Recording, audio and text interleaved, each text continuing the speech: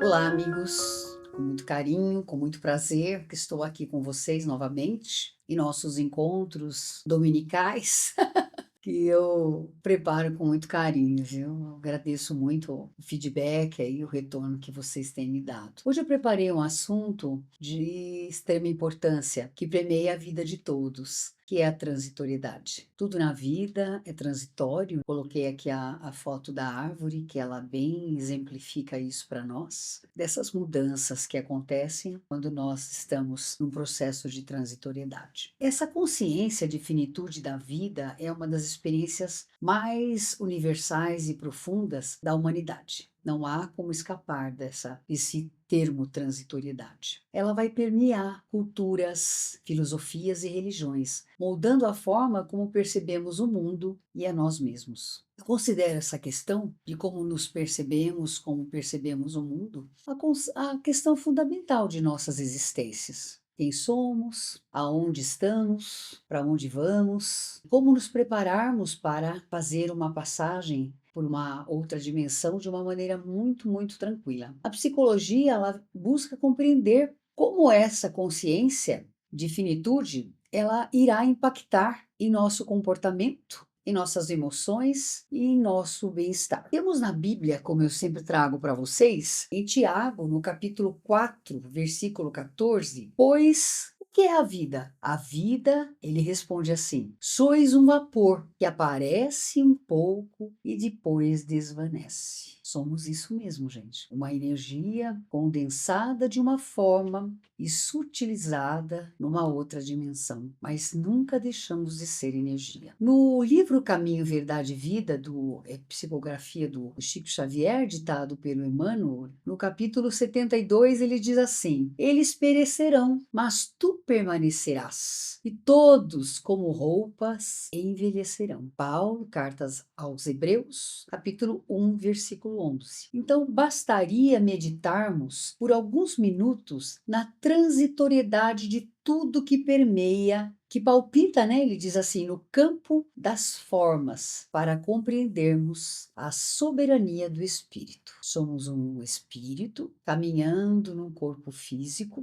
que nada mais é do que uma energia condensada, e que temos o espírito no comando, que permanecerá como um principal condutor da nossa evolução. No livro dos Espíritos, a questão sobre a vida futura, ela nos traz, questão 959, pergunta assim: de onde vem para o homem aquele sentimento instintivo da vida futura? Então ele responde: o espírito conhece todas essas coisas e a alma, ela guarda uma vaga lembrança do que sabe e do que viu na vida espiritual. Porque o que acontece conosco? Se nós não estivéssemos cobertos pelo véu do esquecimento, nós traríamos muitos problemas, geradores de muitos conflitos em outras vidas que viriam à tona. E isso atrapalharia muito nossa evolução, tanto para aqueles espíritos muito devedores, e para até alguns espíritos que já estão com um grau de evolução um pouquinho maior, que poderiam achar até que a evolução pode ser mais lenta, que já evoluiu bastante, né? Um pouco de ego também. O homem, em todos os tempos, se preocupou com o futuro do além-túmulo, e sabemos que devemos viver a vida presente considerando a transitoriedade desta mesma vida, né?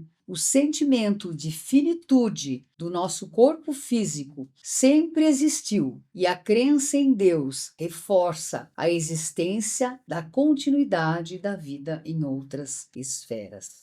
No livro A Gênese, Kardec diz o seguinte: a vida terrena, ele considera a vida terrena como uma imensa oportunidade de aprender, evoluir e superar limitações. A transitoriedade da vida terrena vem a ser um motivador para que os espíritos busquem um aprimoramento espiritual constante aqui no plano material, facilitando a sua ascensão após a finalização desse ciclo. Então, ele coloca como um agente motivacional a crença em outras vidas. Afirma que o processo de evolução é incessante e cumulativo. A transitoriedade da vida ela gera alguns impactos em nossa vida diária. Então, o que acontece por sabermos da transitoriedade? Desenvolvemos uma angústia existencial, sentimentos de ansiedade, angústia e medo da morte de si e de entes queridos. Quem não sentiu, né? Tanto medo de perder uma mãezinha,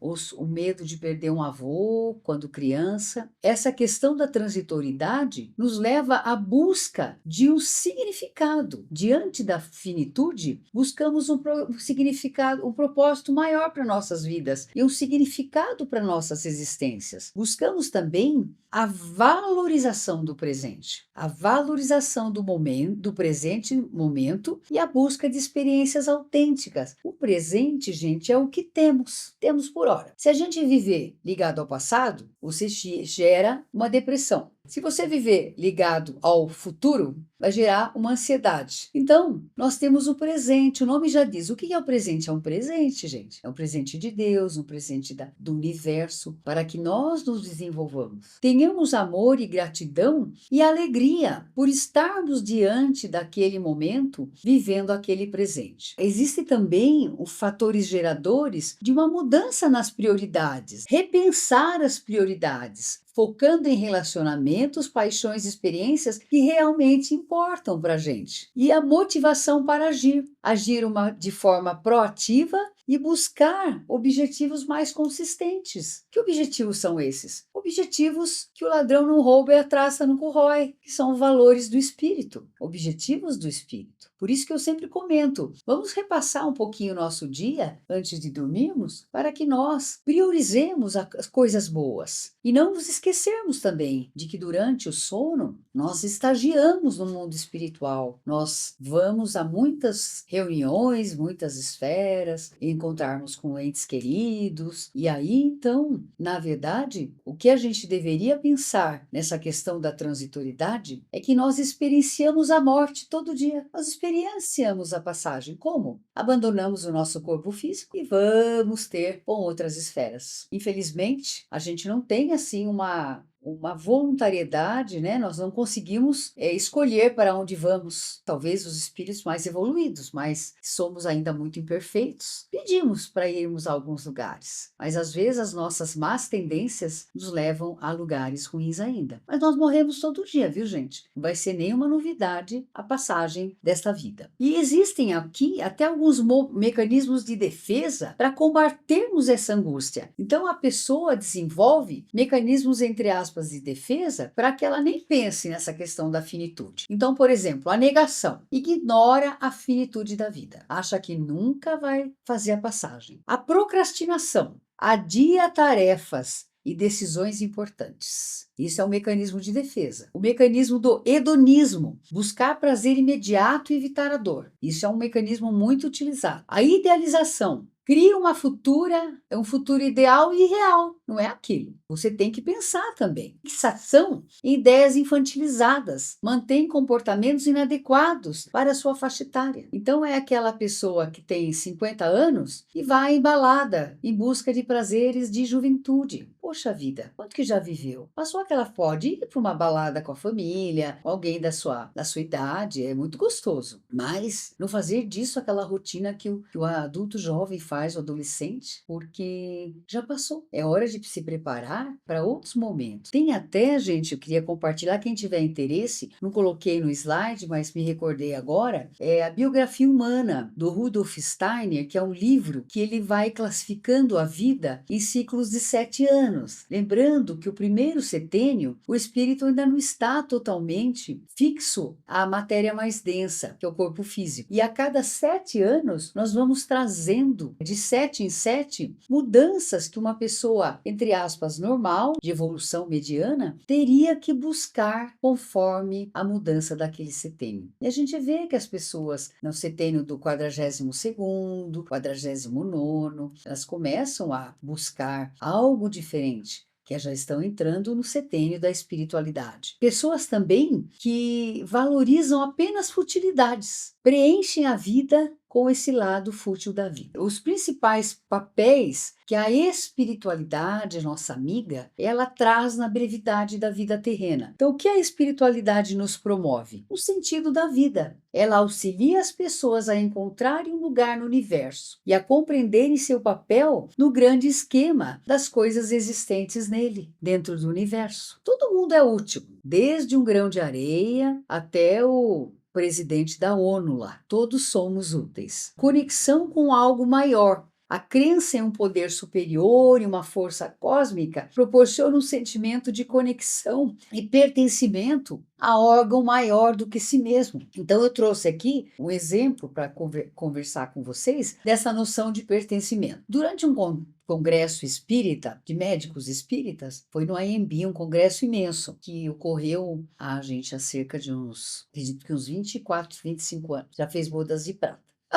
O que esse congresso trazia? Muitas experiências de quase morte. A pessoa entrou em estado de coma, e aí ela se vê numa outra dimensão. Uns falam que é um túnel, né? Outros falam que é um templo, enfim. E a pessoa se vê nesse estado e ela depois retorna à vida e ela faz algumas modificações na vida. Interessante. Quem palestrou foi um padre da Igreja Católica. E ele disse que quando ele estava do outro lado do túnel, ele percebeu que os seus limites não finalizavam em si, que os limites dele se confluíam os limites das plantas, dos objetos, das outras pessoas que estavam lá e da própria natureza. E ele disse o quê? Eu percebi que todos somos um. Estamos num mar de energia interligados. Lá, com o corpo mais sutilizado, ele conseguiu perceber essa questão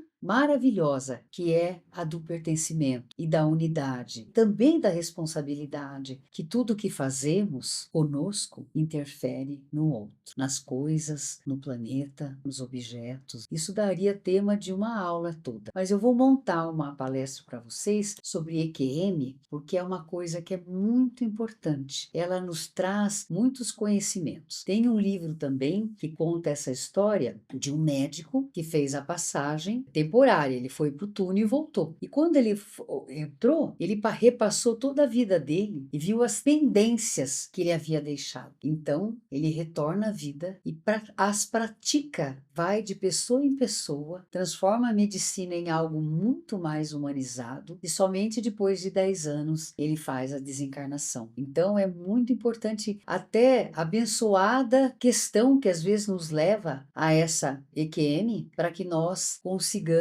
terminar nosso ciclo aproveitando o máximo possível, né? Aí tem a questão da espiritualidade nos trazer esperança e conforto, uma crença em outra forma de vida após a morte, uma realidade mais elevada. Não descanso, viu, gente? Não é descanso eterno, viu? Não pensem nisso, não. A comunidade e apoio, participação em grupos religiosos ou espirituais para estudos e vivências. E aqui eu coloco para vocês o papel importante das reuniões mediúnicas, que é uma questão ligada à doutrina espírita. É uma grande oportunidade de nós evoluirmos com muitos e muitos e muitos ensinamentos. Me ocorreu de falar para vocês agora um exemplo de um rapaz que desencarnou. Ele nasceu sem os 4 membros. Ele tinha um apelido de Toco. Quando eu fui dialogar com ele, quando ele percebeu que ele estava no plano espiritual, que foi de facílima aceitação, ele ficou encantado de ver-se refeito com seu corpo espiritual, que foi refeito, plasmado. E como ele foi, durante a vida, uma pessoa muito boa, as pessoas formavam filas para chegar na casa dele para ouvir uma palavra de otimismo, de alegria, porque ele,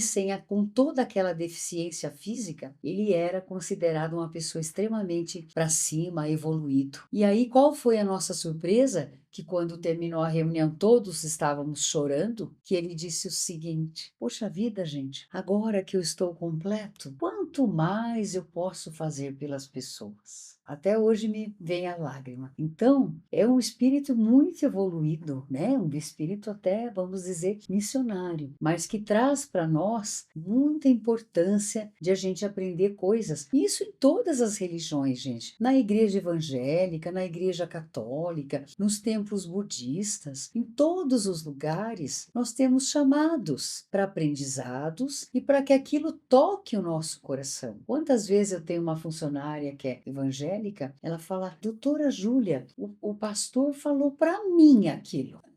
Então, na verdade, ela acolheu aquilo com uma coisa tão bonita. Todos os lugares nós temos condições de nos aprimorarmos. E aí ele diz o seguinte também: o papel da espiritualidade, trazer ferramentas para lidar com os sofrimentos, meditações, orações e rituais que podem reduzir a ansiedade e a angústia. A espiritualidade também nos traz um desapego e aceitação para cultivarmos o desapego das coisas materiais e priorizar os valores eternos. A religião, por exemplo, ela pode trazer uma adesão a um determinado grupo de conjunto de crenças que dão sentido à vida e aceitar a impermanência humana. Então é muito importante nós priorizarmos isso. Gente, eu estou falando em espiritualidade, não estou falando em doutrina espírita especificamente. Qualquer coisa, então práticas espirituais como meditação, yoga, preces e outras práticas independentes de uma religião formal podem sim auxiliar muito na questão de trabalharmos com essa finitude. A conexão com a natureza e as experiências pessoais. Você obter uma intuição,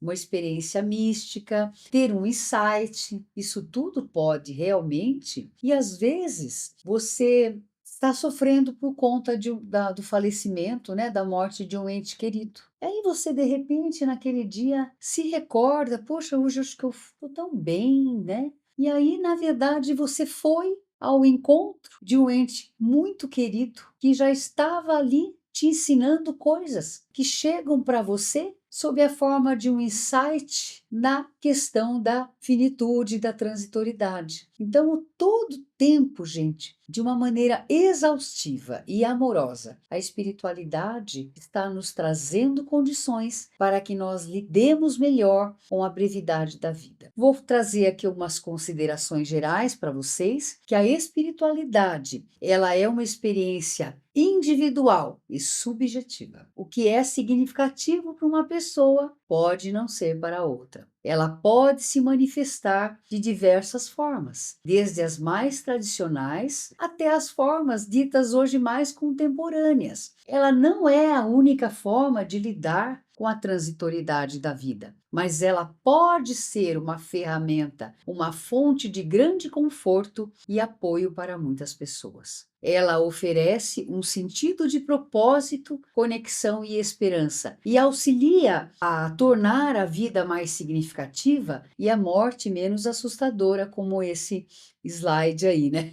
Que mostra até no caso da doutrina espírita uma visita ao umbral, né? Sugestões para melhorarmos a nossa aceitação da finitude da vida. Importante é lembrar que a morte nos ensina a transitoriedade de todas as coisas, gente. Ela ensina a transitoriedade de todas. Vou abrir um parênteses aqui para falar com vocês de um autor muito excelente, né, que é o Rubem Alves. Esse autor, ele tem uns livros que são dados em congressos de psicologia, que eu fiz uma época, uma pós-graduação em psicologia breve. E aí, lá eu me lembro que eles vendiam os livros do Rubem Alves. E tem um livro que é A História de uma Folha, que é dado, entre aspas, para crianças, conta a história de uma folha. O que acontece com a folha? É o que acontece conosco. Fica aqui essa dica dessa leitura rapidíssima, 10 minutinhos você lê. Quais são essas sugestões, né, para a gente aceitar? A meditação, tratamentos espirituais diversos, reuniões mediúnicas, o tratamento da apometria, terapias corporais, constelações familiares, terapias florais. Aqui eu trouxe os florais da linha do Florais de Bach, que são o Mimulus, o Cherry Plum, o Rock Rose, o Star of Bethlehem, que trabalha traumas, né? E às vezes a gente tem o rescue que você dá naquela hora ali da perda, enfrentamento do sepultamento, aquela separação, né? O importante, gente, é percebermos que somos eternos e que a morte, ela não separa os que amam e jamais devemos perder o amor e a esperança, pois a morte não é a maior perda da vida. Como disse Picasso, Pablo Picasso, a maior perda da vida é a que morre dentro de nós enquanto vivemos. São as inúmeras perdas, são as desilusões, a falta de perdão, a falta de compreensão, a falta de auxílio ao próximo, e a falta, gente, de auto-perdão. Quantas vezes nós não morremos dentro de nós porque simplesmente não nos perdoamos? Então fica aqui uma dica que tenhamos, né? Tem também a oração de Santo Agostinho, que é lida hoje nos velórios, nas missas, que ele fala que a morte é uma mudança de dimensão que a pessoa passa para o outro lado. Dá saudades, dá tristeza, dá vontade do contato físico. Então é importante pensarmos que não só nós faremos essa passagem, quanto aqueles com os quais convivemos. E lembrem-se, gente, nunca deixem para amanhã o que podem fazer hoje em termos de reconciliação, em termos de amor. Fiquem com Deus e na alegria. E a morte, viu, gente? Em muitas religiões, ela é motivo de alegria também, porque não deixa de ser uma vitória desempenhada do espírito durante a matéria. Queria agradecer a vocês por mais essa paciência, né, de me ouvir. E que não tem jeito, né, gente? Nós temos que pensar nessa transitoriedade, agradecer a Deus, agradecer a todos os que passam pelo nosso caminho durante o nosso decorrer de nossas vidas, que fizeram que nós tentemos sair dessa vida melhor do que entramos, né? E é sempre uma vitória, viu, gente? A gente sempre consegue galgar um degrauzinho. Obrigada, fiquem com Deus e na alegria sempre.